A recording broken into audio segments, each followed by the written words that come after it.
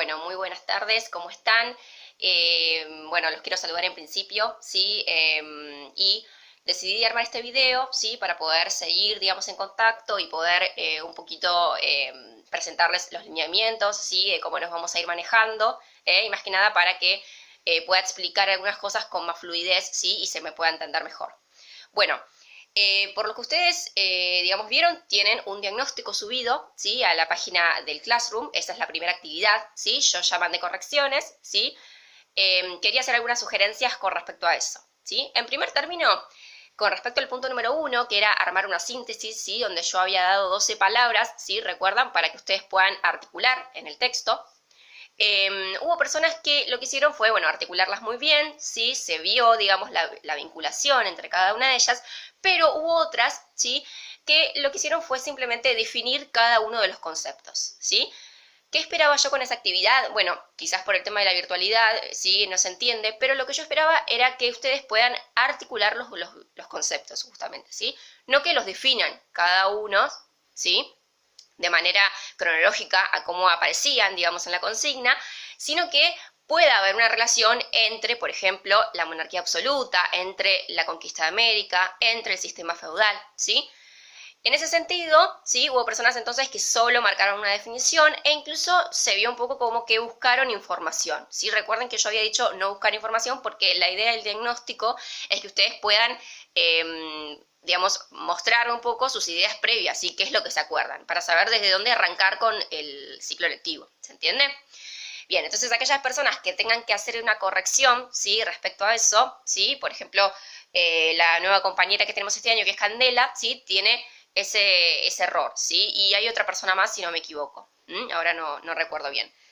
Por otro lado, hay personas que articularon los conceptos, pero que se ve un desfasaje cronológico en la redacción. ¿Qué quiere decir esto? Que la idea era que ustedes cuenten la historia como si fuera un cuento, ¿sí? Justamente, como si estuvieran narrando una película, ¿sí? Digamos, empezando por lo que pasó primero hasta lo último que ustedes vieron durante el año, ¿sí?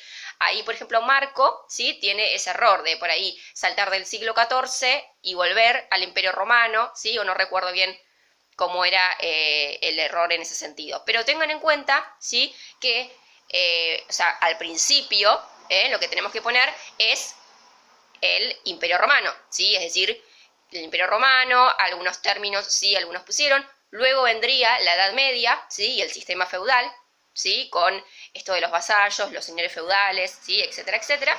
Y luego aparece la crisis del siglo XIV, la peste, la hambruna, ¿sí? La peste negra, que genera la muerte de la población. Luego la recuperación económica con el renacimiento, el renacentismo, ¿sí? Y todos los cambios que tiene el siglo XV con la expansión ultramarina, ¿sí? Y luego ya sí vendría la conquista de América, que no es descubrimiento, recuerden, porque es un territorio que ya estaba, ¿sí? Estaba cubierto, o sea, estaban los nativos, los pueblos originarios, ¿sí? Pero lo que hizo, digamos, España es, digamos, llegar a un lugar, ¿sí? Que ya estaba habitado y lo que hizo es conquistar ese espacio, ¿sí? Que de hecho después ya en la pregunta número 4 ustedes tenían los efectos que había generado esta conquista, ¿sí? Que muchos les respondieron muy bien, ¿sí? Entonces, aquellos que tienen que corregir el punto número 1, háganlo lo más rápido posible, ¿sí? Así yo puedo verificar que entendieron, ¿sí?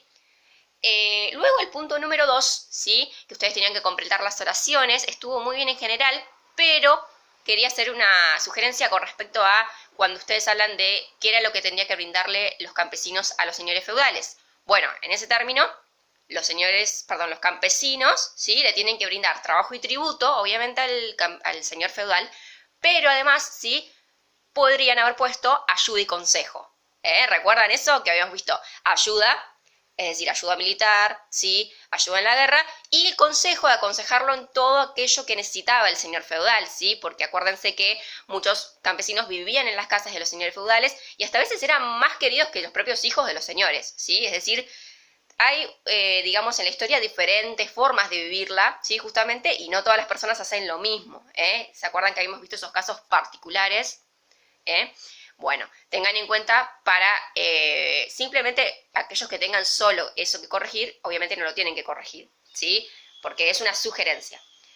Ahora en el punto 3, ¿sí? Lo importante de este punto era el término de razas, que yo había marcado en muchos chicos, ¿sí? Esto de que no pongan raza, ¿sí? Cuando hablaban del mestizaje, que el mestizaje era un proceso, ¿sí? De mezcla biológica y cultural que se daba entre las etnias. ¿Por qué decimos etnias? Bueno, justamente porque el término raza no está justificado biológicamente en principio, ¿sí? Y es un término discriminatorio, ¿sí? Recuerden que el término raza fue utilizado en muchas etapas de la historia, tanto nacional como internacional, ¿sí? Para justificar genocidios, ¿sí?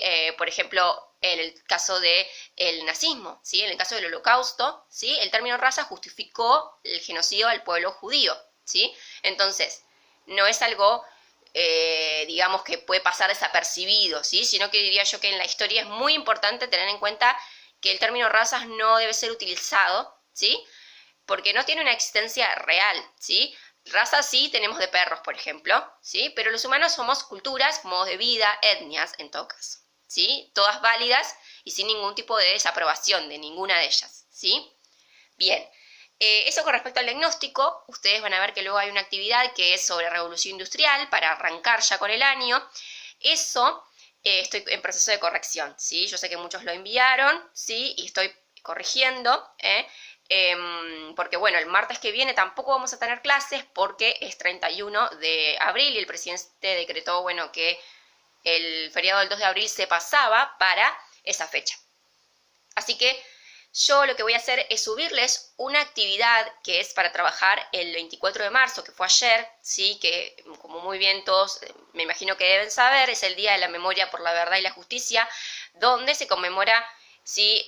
Los 44 años este año de el último golpe cívico-militar en nuestro país, ¿sí? Yo voy a subirles un video, me gustaría que ustedes abajo puedan poner las impresiones que les generó ese video, ¿sí? Si tienen algún comentario para hacer, ¿sí? Y principalmente, ¿qué preguntas le harían a ese video? ¿Sí?